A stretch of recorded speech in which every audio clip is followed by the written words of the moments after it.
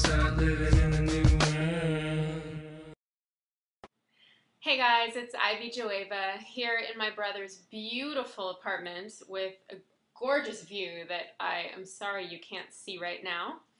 I'm on Manhattan's Upper West Side in New York for the week, and it brought to mind a little conversation I had not too long ago with a good friend of mine who's here in New York. I met her while I was living out here, and she got on the phone and she just said to me, Ivy, I've had it. I'm moving to LA. And I was like, awesome! I can't wait to see you. And then she told me the reason why she was moving to LA. She said, I've just had it with New York men.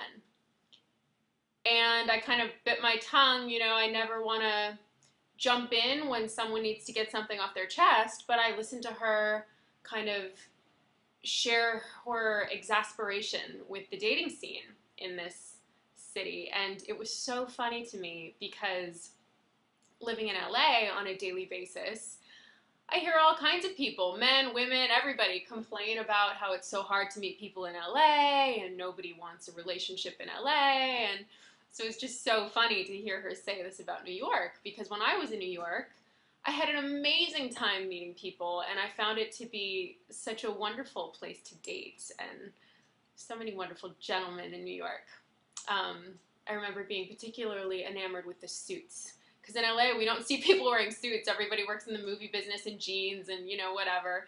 And in New York there's all these hot guys in the financial district walking around in suits. So anyway, to the point, at a certain point when it was appropriate to jump in, I just shared with her, girl, I really don't think you're going to have much better luck in LA, and I hate to be the one to rain on your parade and break this to you, but I don't think it's going to make a whole lot of difference. And it just made me kind of open up and think about it on a deeper level, just the way we experience a place. And in my own experience, it has so much to do with what we're bringing to the table. Where are we at? What kind of frame of mind are we in? And are we approaching it from a positive place?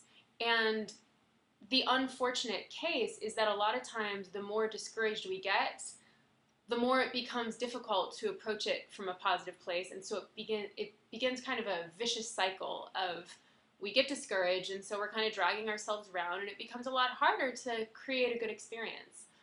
And so I just really briefly wanted to share that with you, to encourage you wherever you are to be where you are and know that you do have the power to create the experience you choose just by your frame of mind. Because if you're in a positive place and you're smiling, it may be true that maybe there's less men in one city than another. Maybe there's more married people in one city than another. But I gotta tell you, people are getting married in New York. People have rings on their fingers in New York. People have rings on their fingers in LA.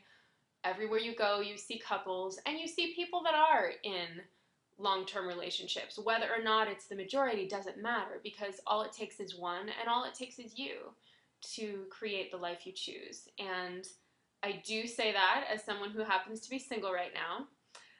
So maybe the proof will be in the pudding. I'll get back to you how this goes. But I will say that in my experience, having lived all over the world, the way we experience a particular place really is a choice. And I know that it is difficult when we do feel discouraged. It is difficult to get out of that rut. But I just, more than anything, want you to know that you're not alone and that you do have that power to make that shift. And I'm behind you.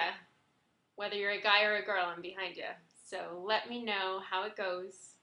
Have a beautiful afternoon or evening or morning whenever you're watching this. And be sure to join me next time in a new world. Start living in the new world.